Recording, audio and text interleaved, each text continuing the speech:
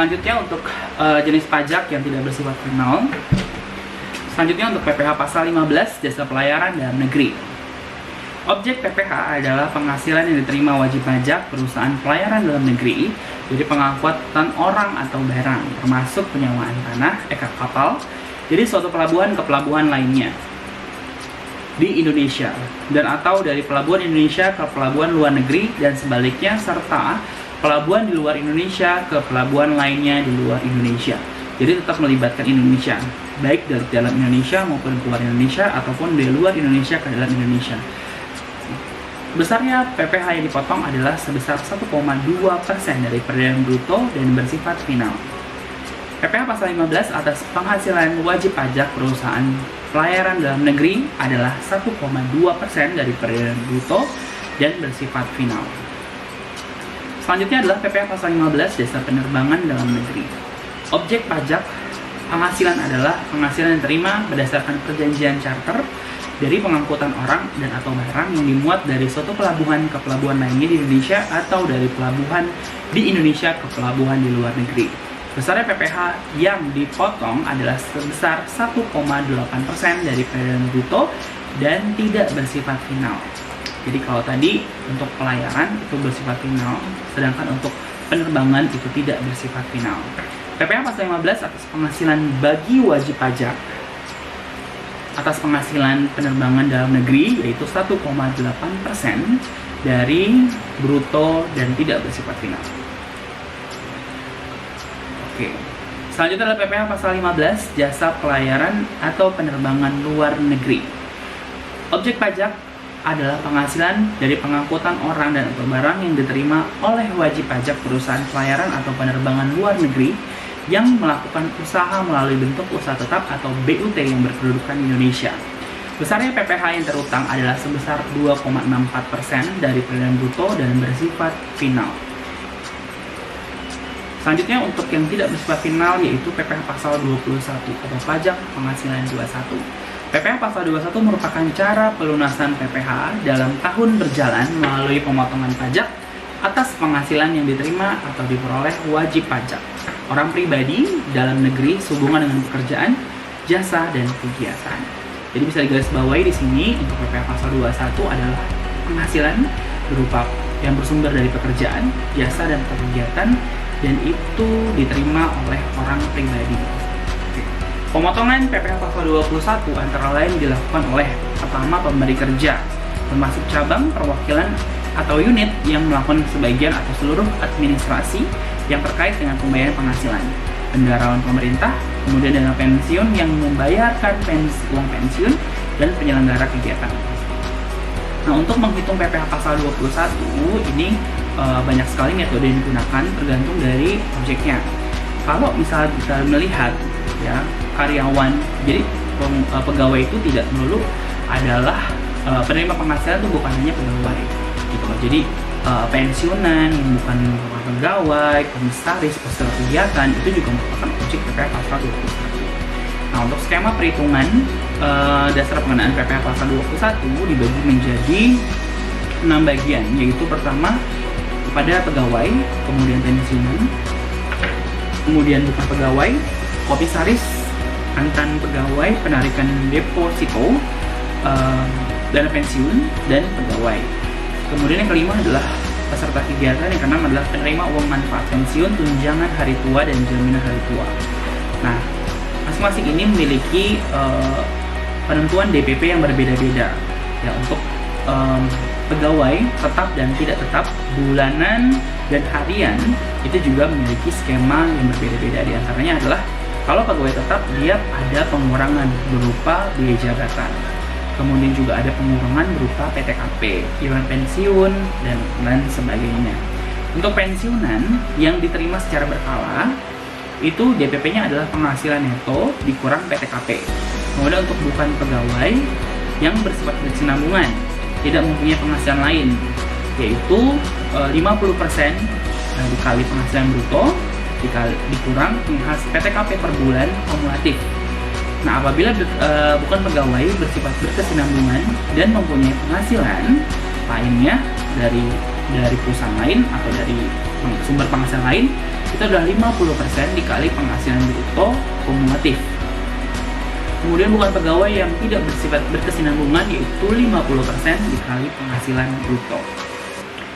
Komisaris mantan pegawai penarikan dana pensiun pegawai sebagai berikut, yaitu penghasilan bruto kumulatif yang dikenakan tarif progresif.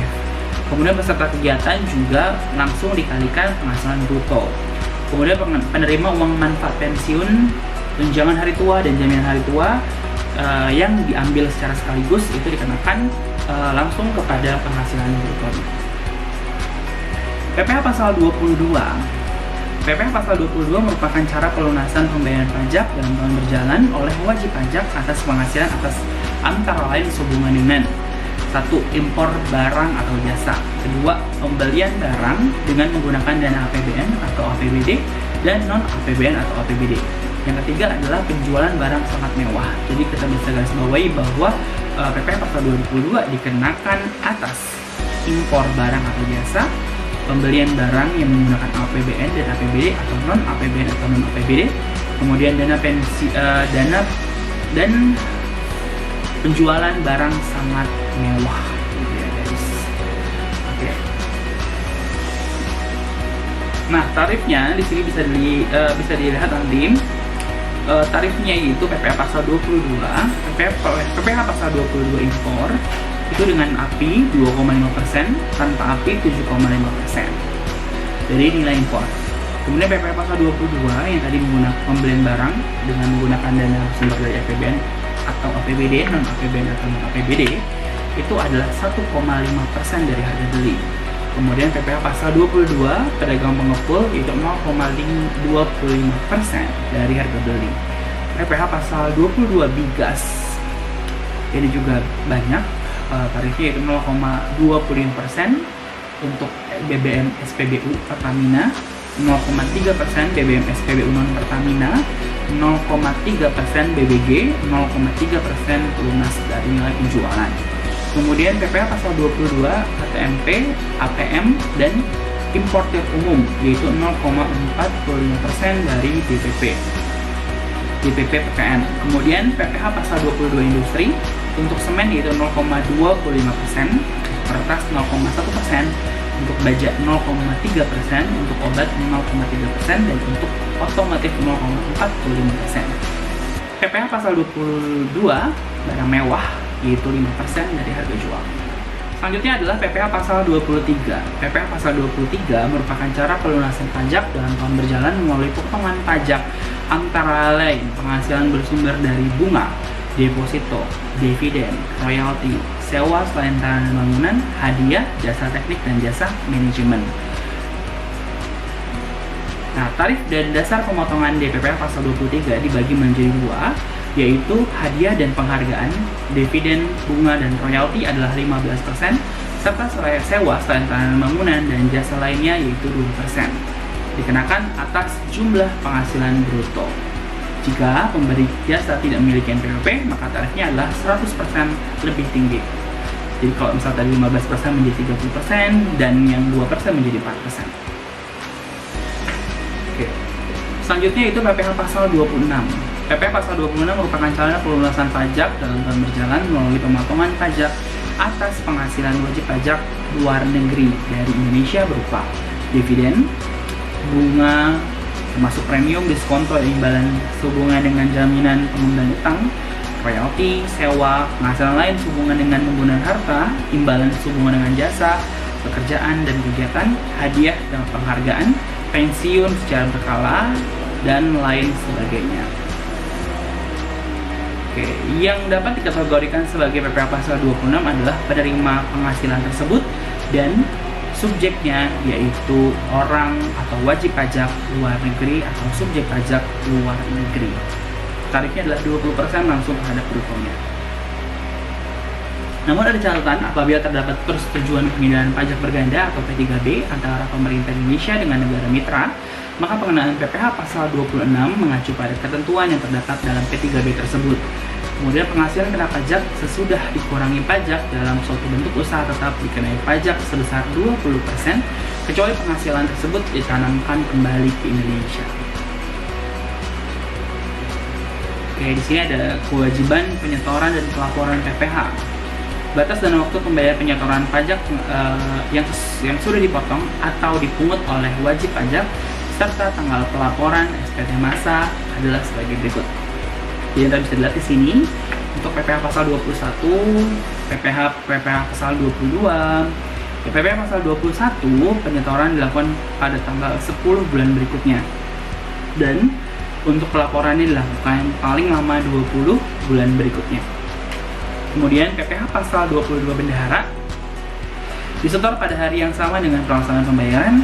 Kemudian pelaporannya adalah paling lama 14 hari setelah masa pajak berakhir. Kemudian PPh pasal 22 migas, industri, barang mewah, dagang pengumpul, paling lama tanggal 10 bulan berikutnya setelah masa pajak berakhir, dan paling lama untuk penyetorannya adalah tanggal 20 hari setelah masa pajak tersebut berakhir.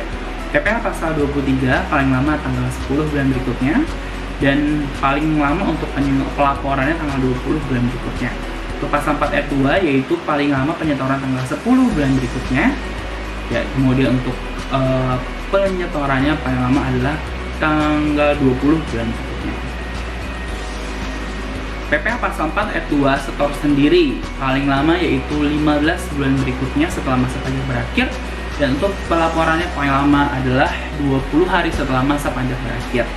Untuk PPh pasal 15 pemotongannya paling lama tanggal 10 bulan berikutnya setelah masa pajak berakhir, dan pelaporannya adalah paling lama 20 hari setelah masa pajak berakhir. PPh pasal 15 disetor sendiri yaitu paling lama tanggal 15 berikutnya setelah masa pajak berakhir, dan paling lama pelaporannya tanggal 20 hari setelah masa pajak tersebut berakhir.